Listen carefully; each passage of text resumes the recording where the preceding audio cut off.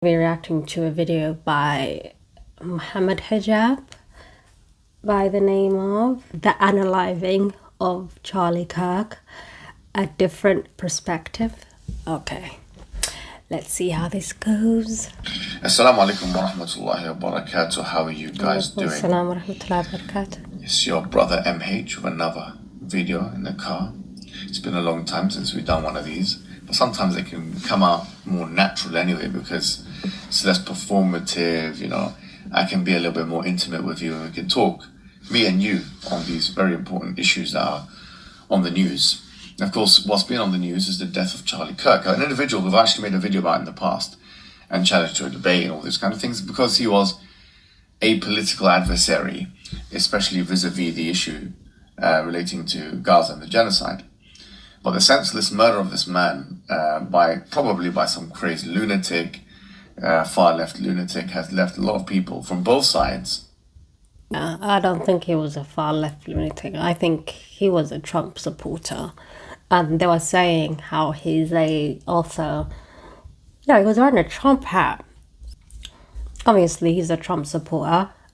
You wear the uniform of bigots, you are a bigot. So he was unalived by his own group, by another white man, while he was talking about gang violence. The irony of that. Speaking about black on black crime and gang violence in Black America. And he was literally gunned down by his own kind. So white on white crime, he should speak about that more often. But it's too late now, obviously, so yep. Of the so-called political spectrum, speaking in different ways. I mean, some people have become much more emboldened from the right wing, and some people have become the opposite from the left. And then you have Muslims saying whatever they're saying. I haven't really had the time to look at all the responses, but I wanted to approach this in a completely different way. And that is to tackle this notion, this false notion, in my view, of freedom of speech and expression. Now, what do I mean it's a false notion? I think it's a phantom notion. I think it's a useful fiction. I think it's a Western mythology. The way it's being presented, the way it's used as a slogan, okay, I think it's actually a fiction. Let me explain why, right? When people come out and say we want freedom of speech and expression, what are they actually calling for? They're calling, and this is the only thing they can call for, the government to remove limitations on things like hate speech, on things like racism, or whatever it may be, that prevents or otherwise inhibits an individual from saying whatever they want to say so long. Like I've always said, nothing in life is free. Your life itself is not free. You live in a house that you pay for. You drive a car that you have to pay for. Your clothes that you wear, you pay for. The hospital you pay for, depending on what country you live in. Your travel, you pay for. Everything that you own, you pay for. So what makes you think that the words that are coming out of your mouth, you're not going to pay for those words, that there isn't going to be consequences? I can't go up to a person and insult their mother and not expect repercussions for that. I can't slander someone and expect no repercussions. Anything and everything you do in life, whether that's your speech, whether that's actually you living as a human being in this world, you pay for. You pay for every aspect of life, literally. So what makes you think that the words that are coming out of your mouth, that you don't have to pay for those words? There's no such thing as freedom of speech. There isn't, because you pay for everything else in life. What makes you think you don't have to pay for what's coming out of your mouth? Well, nothing in life is free. So the idea of freedom of speech is a foreign concept, because you wouldn't literally just go out in life and just say things to people and not expect a outcome for your speech, Because they don't want to harm anyone else in the social liberal sense. And that's, of course, the harm principle. That's what they're calling for. But in so doing, they're assuming, actually, the presupposition is that freedom of speech and expression is the sole property, in a sense, or it's exercised only by the government. Freedom of speech and expression, and I don't want anyone in what I'm about to say to misinterpret what I'm going to say, because obviously I'm a Muslim guy. People are going to say this guy is saying this, that, and the other. Freedom of expression is not, something the government controls. Because the assumption here is that the government has all the power in a given society, where we know that actually there are different parties that have different power. There are different stakeholders of power. And when I was doing my undergraduate in politics, this is actually the first thing I learned. I'd done an undergraduate, and I can remember the first year, and I think it was the first lesson, where they taught us what is referred to as theories of power. And I remember Robert Dahl, his definition is, the power is person A's ability to get person B to do what person B would otherwise not do. And then they contrasted this with Backrats and Barretts and other individuals who actually said, no, power is more distributed. And most analysts said, actually, this is a more proper definition of what power is. Obviously, Michael Foucault took it to another level, but we're not going there now.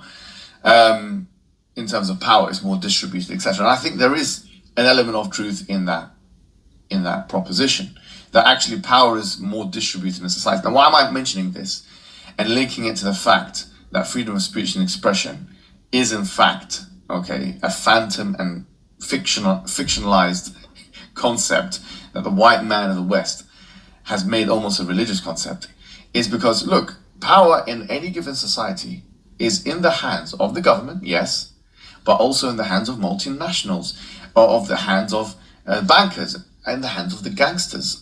You don't want to admit this, especially in a place like America, especially where you're saying you can have gun rights and stuff, and actually Kirk was one of those people. There is a clip of him saying something to the effect of, and I'm not going to play it because there's people going to misinterpret, that we should be able to have our guns, and if people were to be unalived. I think it's worth to have a cost of, unfortunately, some gun deaths every single year, so that we can have the Second Amendment to protect our other God-given. If people have to die for this, it's fine, which is quite ironic, actually, considering that he died for it himself. Yep. Having said that, now, if power is distributed in that way that we've just discussed, then so let me just stop it there. Do you see the power of the tongue? You can literally call misfortune onto yourself, because he literally said some people have to die in order for us to have our guns, and the same thing literally happened to him. So the power of the tongue is something you have to be careful of. And freedom of speech is not a concept that can be actualized or realized or materialized in any meaningful sense in society, because there will always be a group of people who decide not to obey the law. That their rational analysis, their cost-benefit analysis is that actually I'm going to go against the law, and in order to delete the influence, let's say, of my political adversary, we're not going to play by the rules of the social contract, and we're going to a more anarchical position, There's always going to be a group of people that consider that to be a favorable option for them and or their cause.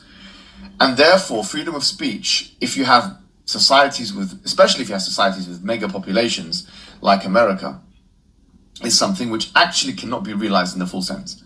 Now, having known this point, and it's very important that you understand that the reason why this is the case is because the government does not control, is not the sole administrator or the sole arbiter of freedom of speech in the society. If you understand this, and it's actually multiple sources and actually comes from different stakeholders and whatever, if you understand this point, then you realize that sloganeering on behalf of freedom of speech, now we need freedom of speech and this and that and the other, is almost a fruitless exercise.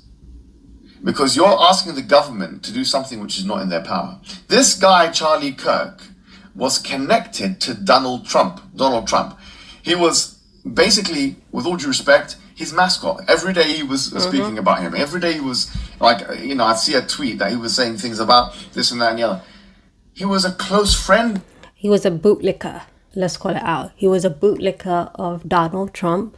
He was a bootlicker of the Israeli lobbies in America. He was a bootlicker of white supremacists. He was a bootlicker, and he was also a hate speech advocate. Yeah. Of Donald Trump. Yet Donald Trump, who had recently been attempted assassination has been attempted on him, Donald Trump himself, couldn't protect him. Despite the fact that he was in an environment that was similar to the one that Donald Trump was in before he got shot. But Donald Trump didn't take the precaution and say, okay, this guy's a firm supporter of me, therefore someone who would want to kill me would also want to kill him. Because he's a very influential person. He mentioned it himself, very influential to the youth and so on. And if they hate me, then they hate him. The security was abysmal. He was, and with all due respect, I mean, America really has to reassess how they're dealing with guns here. Like, you've got 330 million people in the country, or maybe more now, I don't know, I haven't looked at the population. And we're hearing it's an unsafe. I wouldn't want to live in America. I'm sorry to say, it's an unsafe country, especially. It is, yeah. Just the idea of, imagine 300 million plus people walking about, most of them own guns, and there's just school unaliving, there's shootings here, shootings there, in churches, in black churches, in schools, in shopping malls, anywhere and everywhere. Your kids are not safe. Imagine living in a place like that. And these people have made guns their god. The guns are more important than their families, than their own children. They made the guns an idol. They made the gun a sort of like an idol of worship instead. And these are the same people who say we're Christians. But the guns are more important than their Christianity. The guns are more important than their wives. The guns are more important than their children, than their parents, than the elderly, than the disabled, just about anything in life. They've turned the love of guns as their national sort of like religious symbol, which is flipping barbaric.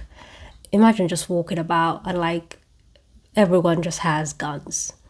Imagine that.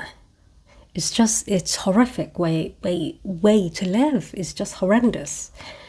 You don't know, like people with mental illnesses, people who are not documented of having mental illnesses, and they have guns. Imagine that. It's flipping. It's sick. It's sick. Not as an influencer, especially not as an influencer that discusses politics and religion. America becomes one of the most unsafe countries that you can imagine, because you don't know who's carrying a gun. It's too much. You can sell this Yeah, I'll leave it at that. Yeah. I just couldn't live in a place where just everyone has a gun. Like, it's just not a way to live life. Like, I couldn't imagine being a parent and worrying about my children when they go off to school, worrying about if my kids are going to come back home. Can you imagine just living like that? Just living in anxiety every time your kids go to school. I don't see that as freedom. I see that as sort of like a cage, it's a prison. America is a prison. It's just not a way to live life. Like, imagine advocating for guns and saying if people are unalived because of guns, then that's fine, so long as we keep our guns. And you are unalived by a gun-toting lunatic who was a Trump supporter. The irony of that. Also, he said some horrific stuff about black people, Muslim people. So, someone like that, for these white Christians to expect people like me, a woman, a black person, and a Muslim, to feel sorry for someone who hated my being, my sex, my religion, my racial group, all people of color, to have sympathy for someone like that. No, I'll keep my sympathy for people who are from the same race as me, people who don't hate me for existing. I'll keep my sympathies for the children in Gaza who are blown to pieces.